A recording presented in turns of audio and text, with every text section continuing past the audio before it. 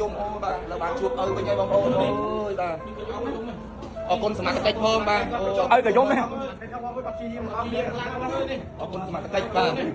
ហើយនេះបានយកក្មេងទៅមានម្ដងទេស្មាតមួយចេះស្មាតមួយមិនស្មាតមួយខ្ញុំដឹកមួយឲ្យខ្ញុំពេញ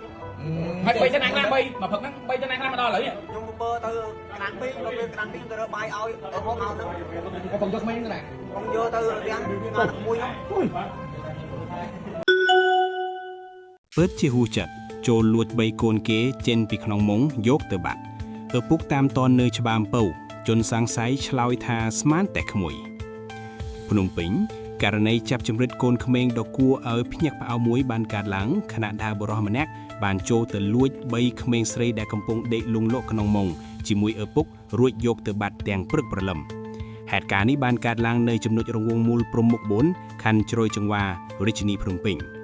យោងតាមសម្ដីរបស់ឪពុកក្មេងរងគ្រោះបានឲ្យដឹងថានៅវេលាម៉ោងប្រហែល5ទៀបភ្លឺគាត់បានភ្ញាក់ពីដំណេកស្រាប់តែបាត់កូនស្រីឈ្មោះសីកាដោយក្តីភិតភ័យគាត់បានឆែកកាមេរ៉ាសុវត្ថិភាពឃើញមានបុរសម្នាក់ចូលមក3កូនគាត់ចេញទៅភ្លាមនោះគាត់បានជិះម៉ូតូតាមស្វែងរកយ៉ាងភិតភ័យតែជាសំណាងល្អដែលមហាជនបានមើលព័ត៌មានក៏បានស្គាល់ថាជនសង្ស័យបានលួចកូនគេក៏បានចាប់យកទៅឲ្យប៉ូលីសវិញនៅឯខណ្ឌច្បារអំពៅដែលជនសង្ស័យកំពុងពរកូនតូចនៅតាមផ្លូវក្រោយខាត់ខ្លួនបានជនសង្ស័យឈ្មោះមុនម៉ៅបានឆ្លើយសារភាពទាំងមុខស្ងួតថា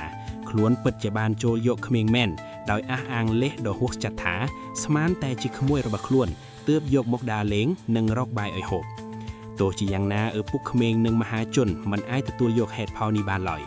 បច្ចុប្បន្នក្មេងស្រីត្រូវបានឪពុកទទួលយកមកវិញដោយសុវត្ថិភាពទាំងក្តីរន្ធត់ចំណែកជនសង្ស័យត្រូវបានសមត្ថកិច្ចបោកច្បារអំពៅប្រគល់ជូនទៅនគរបាលខណ្ឌជ្រោយចង្វារដើម្បីចាត់ការតាមនីតិវិធីច្បាប់